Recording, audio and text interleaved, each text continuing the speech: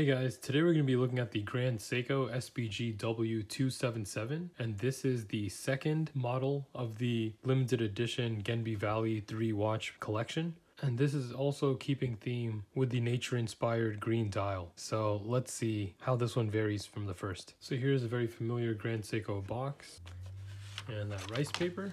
And inside the box, you'll get this Seiko inspection certificate that ensures that the movement and the watch has passed. And inside of this is the new warranty card. And last but not least, you get this really thick instructions manual for the movement. And here is the very nice leather padded Seiko box. And like all of the leather strap dress watches, they come in this kind of long, thin case. And there is the watch, guys. Stunning. So you'll notice that this green is more of a almost like, it looks like a forest green when you take a look at it in person, but under light this thing shines and it just looks so beautiful. And the first watch that we looked at was the SBGW275, and that was supposed to look like the water in Genbi Valley. This one I believe is supposed to look more like the actual forest or the plants, and I think it's just done a really good job of capturing that color of nature right there. And very beautiful polished case. I mean, 37 millimeters, perfect size, no date, clean three-hander display. I mean, what more could you ask for? And this one, unlike the other one, which had a dark navy, almost black strap, this one has a very nice brown colored strap, which I think fits the watch very well. And you get this nice Seiko buckle. Let's just take a moment to look at how it just plays with the light. Each marker, the handset, everything just looks so good. And those markers are just so reflective of the light. It just looks really nice. And you get that signed crown. And here is the movement, and that thing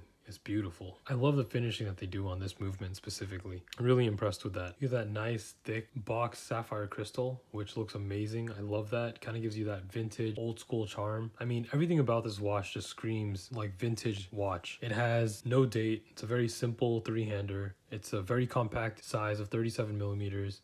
You get the leather strap, very basic design, yet very clean. And you get that awesome crystal. It's the complete package. And that dial color just adds that little extra oomph that the normal SBGW231 just doesn't have. Even though that's still an amazing watch and really great in its own right. But adding a green dial and changing the strap color, I think that was an amazing choice by Seiko. These are all limited to 140 pieces, and they were a US exclusive. I do wish that these were normal release so then everyone could get one and that it was a worldwide release. Still very glad to have gotten one. And as far as pricing for these go, this one retails for about $5,000, and I see them on the secondary market already for pretty high prices, much higher than retail of course. But if you can get one for just a little bit over retail, I would suggest hopping on that, because I can see this kind of going up in price. Other limited edition Seikos which only rose in price as the years went by instead of going down. Highly recommend on picking one up early, as I don't think the prices are going to go down. I only see them going up. And this Kirazuri dial, I just love this dial. Dial work is just amazing. All right, let's get it on wrist and see how it fits. All right guys, here it is on wrist, and it's a perfect fit. I mean, it looks amazing. It doesn't look too big, doesn't look too small. For my wrist specifically, I have a 6.5 inch wrist, and I think this just looks beautiful. It fits perfect. Other dress watches, I always have a problem that they look a little too large, especially with the leather strap. A bracelet makes a watch look a little smaller, but with a leather strap, it actually makes it look a little larger, especially when it's a plain dial with no bezel. But this one, I really like the way it fits. Maybe if it was white, like the SBGW231, which is like an off-white color, it would look a little larger, but because of the green, I think that also helps it kind of mask the size. Being at 37 millimeters, I'd say it wears exactly like a 37 millimeter watch does. Maybe if it was on a bracelet, it would actually feel a little smaller. And for some people, I guess it could.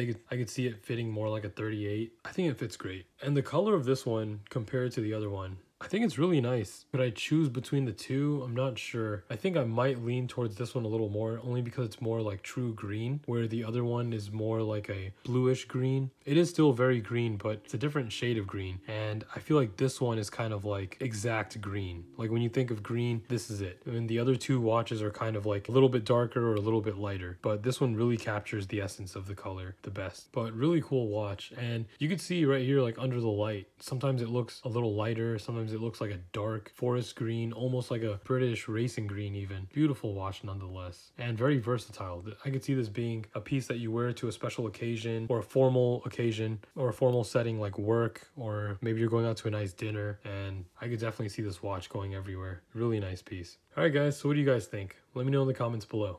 All right, see you guys next time.